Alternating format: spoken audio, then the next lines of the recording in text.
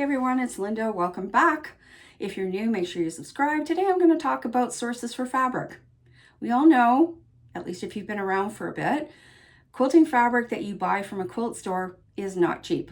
And that doesn't matter where you live in the world, it's not cheap. However, there is a reason for that extra cost, and that cost is the thread count in those fabrics. Like bed sheets, expensive bed sheets, the thread count in the fabric you buy at a quilt store versus what I would buy at our chain fabric store here in Canada called Fabricland are very, very different.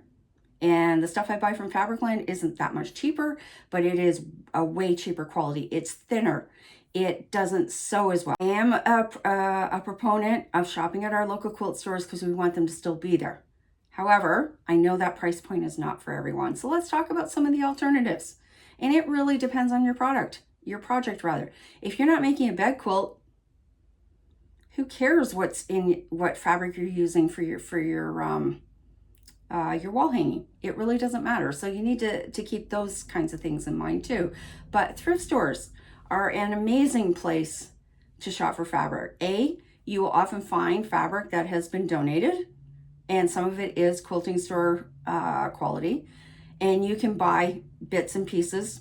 Obviously, it's not the most reliable. Like if you're looking for a red checkered fabric that you need for whatever you want to do, you likely won't find it there, but you might.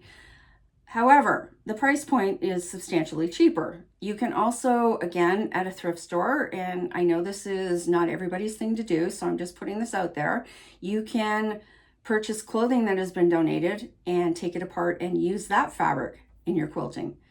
You can use remnants from different stores. I know Michael sells fabric, and again, it's going to be more along the cheaper end of fabric. I know Walmart sells fabric. There are different ways that you can, I know that there are people that donate fabric. I've donated fabric in the past. I have also sold fabric for not a lot on a buy and sell site like Marketplace.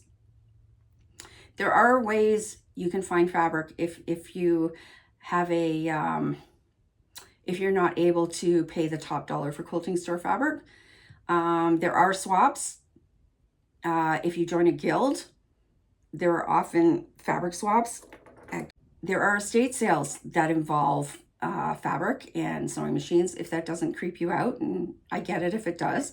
But there are ways you can get fabric, but just be very aware, especially with the estate sale idea, that it's not old and musty, because getting that out of fabric is next to impossible.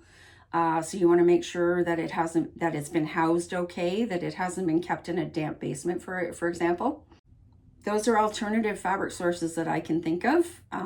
If you have any of your own, I'd love to hear about them. I hope that helps. I don't want to be a quilt store snob, but I also want to support the quilt shops that we have and keep them in business. It's also very hard to buy fabric online in terms of color. I recently purchased fabric that I thought was pink that turned out to be mauve or lilac colored. Didn't look like that in the photo. So those are different ways you can source fabric for your projects. And again, keep in mind, if it's going to be a wall hanging or something that's not going to get washed as often, your options are bigger in those cases. I hope that helped. Make sure you subscribe, and talk to you soon.